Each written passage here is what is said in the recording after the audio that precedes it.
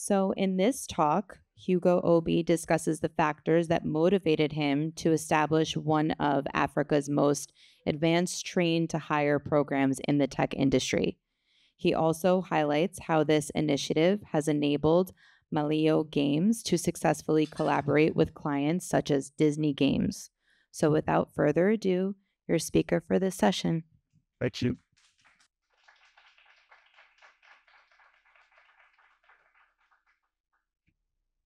Hi, good morning. Pleasure to be here. Excellent. Okay. So it's a great pleasure to be here to be with the Games for Change community and talk about the talent program that we have built using Maliyo Games as a case study for this. So before I get started, I want to speak a little bit about myself and why and how I got into this. So the first thing is that, like I'm from Lagos, Nigeria, and I did come here from Lagos. Lagos and New York are actually really, really similar in that, we have 20 million people and it's really hectic. So there's a lot of people, there's a lot of traffic, and I saw that similarity when I came here yesterday. Um, yeah, so growing up in Lagos, I was driven to, excel. But I also recognize the fact that there are very limited opportunities within the country where I was. So I had to move to England to go and study. And I lived in England for about 10 years studying and working in the city. And I had a really great time when I was there. And then I was looking to come back and apply myself. And I was wondering, what is the best way for me to do this? And I was speaking to a friend of mine who lived in Nigeria at the time. I was working in the media industry, and he said to look into the games industry. So that's how I accidentally actually bumped into games. I played games like most people growing up, but I never looked at gaming as a business. And when I saw the opportunity to tap into a global industry, to upskill talent around production, as well as give them a means to build a livelihood for themselves, I was like, this is what I should totally do. And just a little bit of a backdrop, Nigeria has a really thriving music and film industry. So we've definitely, demonstrated that we can build strong cultural pieces. And I saw an opportunity to add gaming into that. So that's how we got into games. Okay.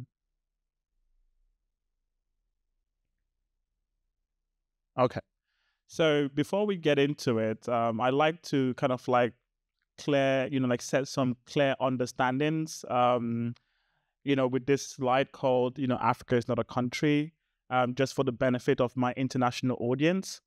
So, first of all is 54 countries. Some people say 55. I go with 54 just to play it safe. But it's not so much about the demographic and sort of like the data that you see there. I think there are some very important things that I think that most people don't know when they think about Africa because it's so distant in their minds. But a couple of things is language-wise, most of the countries are either Anglophone or Francophone, predominantly English-speaking. Obviously, we have loads of native languages, but the official language is usually English or French, with Portuguese, I think, in just one country.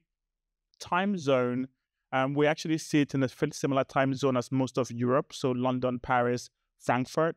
So, like if you're speaking to somebody in London, it's likely that an African country is in exactly the same time zone.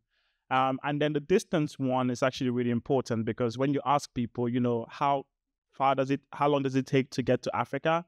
They probably think about Australia or like China. But from major European cities like London, Paris, is just about 5 hours by flight to like Lagos or Nairobi. Obviously, that can vary depending on where you're going, but just to kind of like set that understanding. For the gaming space, however, I mean, like one of the key stats there is 245 million players.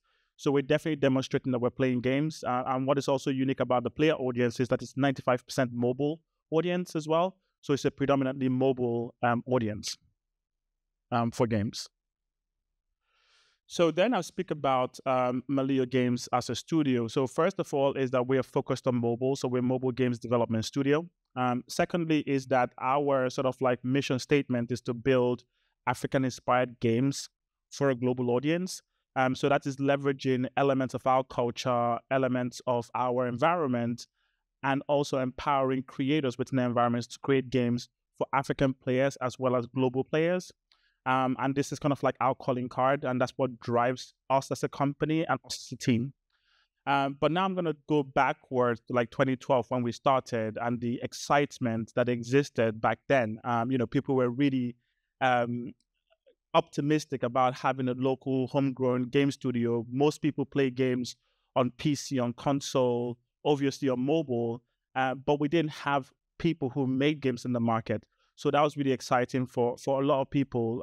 Like seeing that there was a local game studio. We were one of the first game studios in Nigeria, and definitely one of the first ones on the continent. Um, but some of the key challenges that we experienced in that early part was finding technical talent. This was really something that hindered our ability to grow. That was driven predominantly because most of the people who we could find were self-taught. And that's because most of the universities do not teach game education or, so like game design and game engineering. So most individuals were self-taught. And then when you brought them into a team environment, that always created challenges and issues around production. And then, like we did have some early games that we were able to put together, but that was driven mostly by outsourcing production to places like India and Eastern Europe. But that in itself created a different problem. For me, trying to build a successful game studio, having a strong culture was very important as a company. And that culture was diluted when you predominantly outsource most of your production. Just to make it clear, I don't think there's any issue with outsourcing. I think outsourcing is important, and we still outsource some functions, but core functions like design, engineering, my goal was to do it in-house, and we weren't able to do that. And we weren't able to retain a lot of the knowledge that we gained through the production process. There was a big disconnect between the kind of like concept that we're trying to execute on and the people who were helping us to execute them. And we felt like that diluted the quality of the games that we were able to produce. And then from a cost standpoint, we weren't taking advantage of the cost competitiveness because African cost of talent in Africa is relatively lower. And also, if we wanted to scale, that also hindered our ability to scale. So those are some of the challenges that we experienced very early on.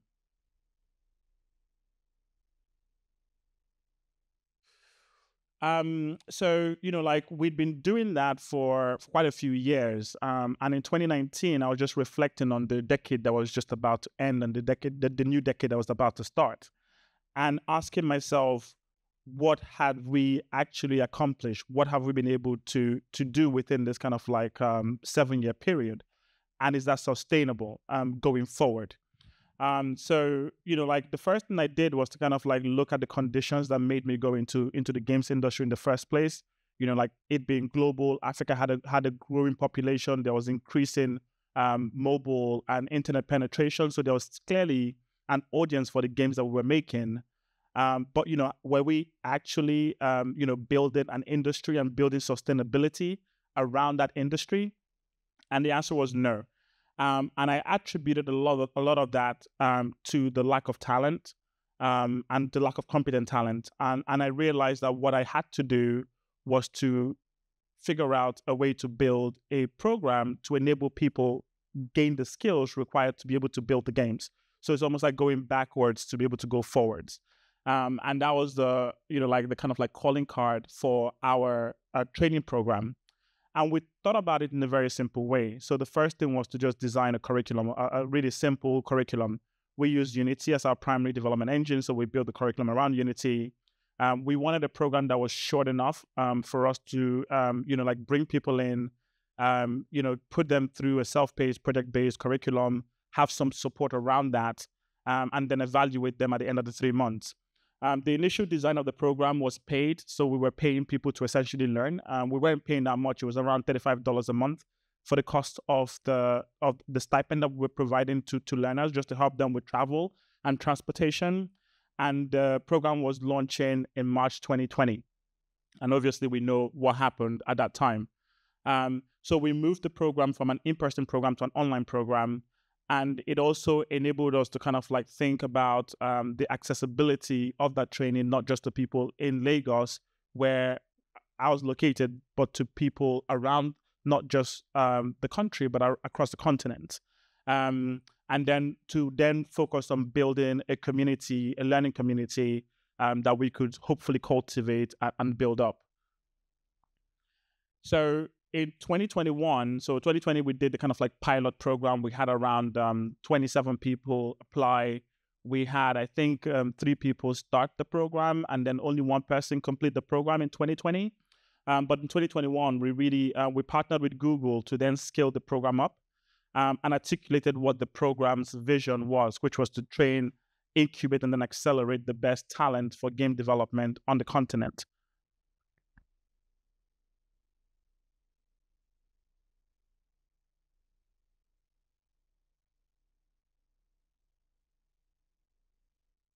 So we redesigned the program to then become a 5-month training program that wasn't just people learning and going through training material, but also included global mentorship. So through the partnership with Google, we were able to source mentors from studios across the world and to provide mentoring support to our learners.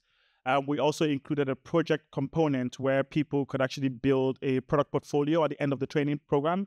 And then obviously invested heavily in building that community design, where essentially it was built around peer-to-peer support, where people who were learning within the community supported one another and building that kind of like cross-border relationships and connections. The program was still the kind of like self-paced, project-based, and that was really around building independence and autonomy. Because we recognize the fact that because the industry in Africa wasn't large enough, a lot of the people who would graduate through the program might not be able to get jobs, but would be able to be self-employed and start creating games and self-publishing on the App Store. And that was really important for us.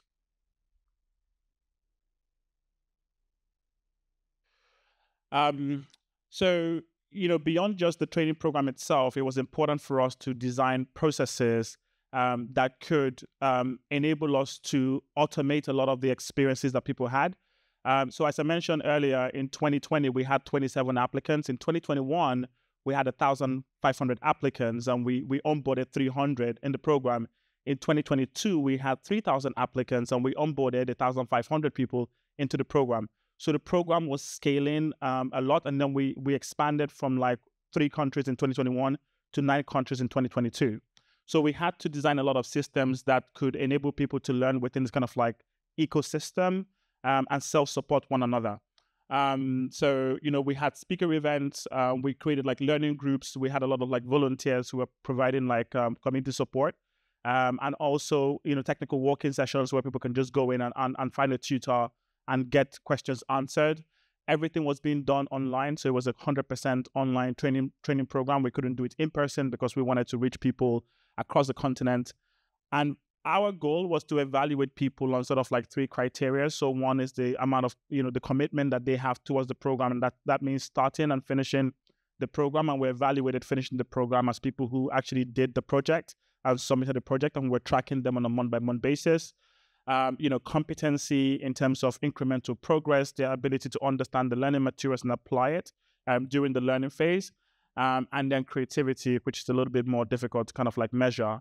But, we were able to kind of like evaluate people based on the kind of product that they were able to design and the ability to work in groups. But we recognized that the training in itself was just the starting point. And what I mean by that is, you're not going to create, incredible games by going through a 5-month training program. That's just the starting of your career in the games industry. And what we then did was to design an assessment, a technical assessment for the best talents that would select the best talents from the training program to then be incubated within the studio. And that incubation phase was critical for the kind of like further development of their skill sets in building games. So we created this framework called the rapid prototyping model that was designed around 2 engineers given 6 weeks to create one game, and then to repeat that cycle multiple times until they start to build mastery. A critical piece of that rapid prototyping model was creating this safe space for people to learn. Because when they were in that incubation phase, there wasn't huge demand and expectation for them to like be perfect. They could make mistakes, they could learn from each other, they could give each other feedback, they get evaluated, and then they try again. And they have multiple opportunities to learn and improve. We wanted to foster this kind of like learning through repetition. So we standardized what the expectations for each of those games were. And here are some of the games that came out of that. So Chicken Picking was an exploratory game where you picked up eggs and you avoided the mother hen. So you're essentially running the farm. And so almost like a resource collection game. And that was a really fun game worked on by 2 engineers. And then we brought in a designer and an artist to support them once they had the prototype working. Fantastic was again, like a game around farming. It was an idle game around farming where essentially you had different farms and you could, again, upgrade your resources. And that was, again, a really fun game. And then the Crazy Town was a racing game where you raced across the city, and then you could, again, upgrade your car to go further distances and build better resilience. But this was all games that were conceived by the teams. So they pitched the ideas to us, and then they worked in teams, and then they executed very well on these games. A few of those games are published on itch.io. Some of them are also published on the App Store once the products have been fully tested and evaluated by the team internal. So in terms of overall numbers for the last 3 years, and this is the 4th year that we're running the program now, so we've had close to 5,000 people apply for the program. The learning phase we've had, so once people apply, we take them through like a selection process where they do a technical assessment. And then the people who get above a certain threshold get invited to the learning management system that we provide, and then to the community environment. We graduated around 200 people with 78 projects, and 47 of them have been hired in different studios. Half of those people are working on Maliyo, but also working on other studios across the continent. But what I'm most excited about is kind of like what I think of as the success of this program design that we put in place. So back in late 2022, Disney was releasing a new Africa-focused IP called Iwaju, and they were looking for a partner within the African continent to help develop a tie-in game for that IP. And they reached out to a bunch of studios within the continent. We were one of the ones that were considered, and we went through a prototyping phase, and our team was selected to actually work in this tie-in cooking game, this tie-in game called Rise and Chef, that was developed over a 14-month period. And what is most exciting for me is that 75% of the team that actually worked on that game came through the talent program, demonstrating that you can upskill individuals who don't have a gaming background to be able to work on a high-quality game for a client like Disney. The game itself is available on both Android and iOS and was released in February this year. And a really great testament to the work that has been done over the past couple of years to put this program in place. In terms of next steps, so our thinking, some of the things that we're doing in terms of next steps is we're expanding the curriculum. So we actually started expanding the curriculum from last year. So last year we introduced art into the curriculum. This year we're introducing audio and marketing. We're also organizing a lot more community events, especially physical events, because we think that the community has to have a way to interact and connect beyond just the training program itself. So we started running these monthly meetups from February this year with international speakers connecting virtually to speak to the community across the continent. This year, we're launching a sponsored internship program, which essentially is looking for partners who can fund internships for the program participants. that means that we can place them in studios, and then those studios don't have to be able to fund the time that the individuals spend within that. We're also doing game jams. We actually have a game jam finishing up tomorrow, but we run regular game jams for the community. And then we are hoping that sometime next year we can start an accelerator program as a way to again fund a lot of the graduates who want to work on their own project, especially the ones who complete a good project at the end. Thank you very much. Sure.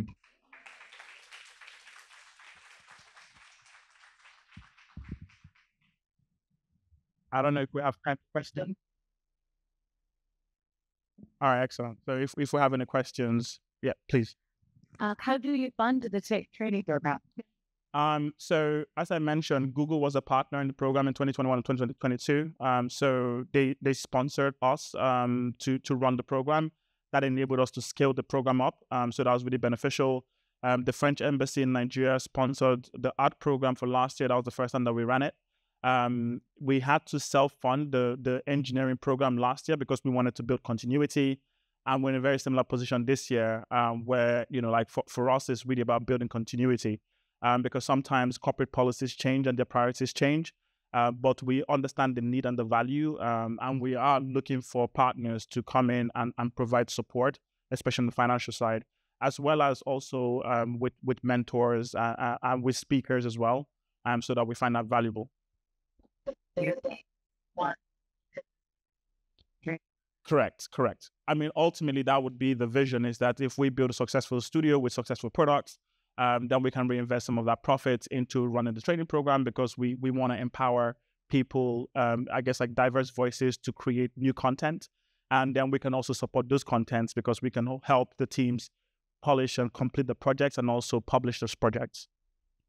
Digital aspect here, like you carve it out separately. At the moment, we don't, but that is something that we're also thinking about and we're also looking into. So to possibly create a foundation and have Game Up Africa as a standalone from the studio. So that's something that we're definitely looking into. And I'm happy to speak to you about what that can look like.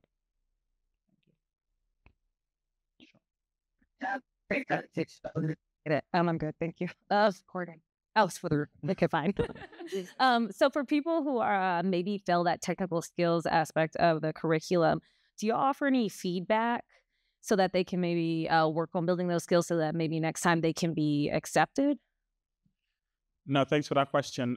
Because of the sheer volume of the program, I mean, like just the number of applications that we receive, and the fact that, like we do run a very lean team. So like something I didn't touch on is that program is managed by 5 people. So we don't have enough resources to be able to do that. But we could provide aggregated feedback.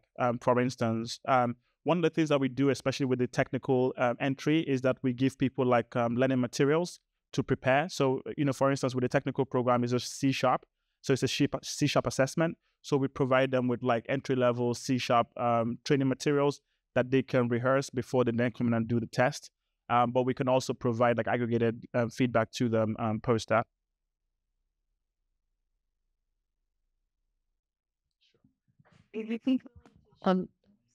Would you be willing to share like the people who didn't make it, like the list with like universities and stuff, so that maybe we can like pick up the mantle and like pull them forward?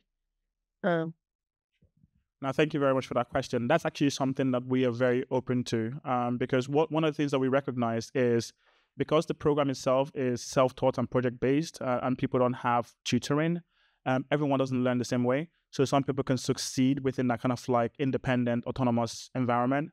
And other people who are also very, like who are ambitious about starting a career in the games industry might require tutored learning and might be able to afford it.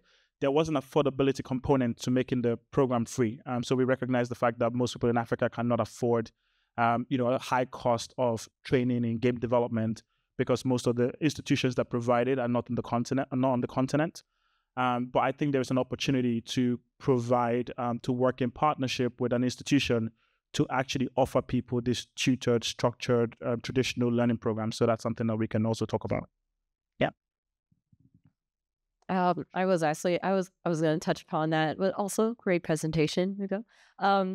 I what I think what I heard from your presentation at DDC also was like amazing to hear. Are you guys partnering with like any game engines who are willing to mentor through either as a like a global initiative, for the people who you are currently, uplifting and trying to do that continuity? Because, when someone learns, you can go and you can teach other people and everything like that. Are you working with any game engines like Godot or Unity or Unreal?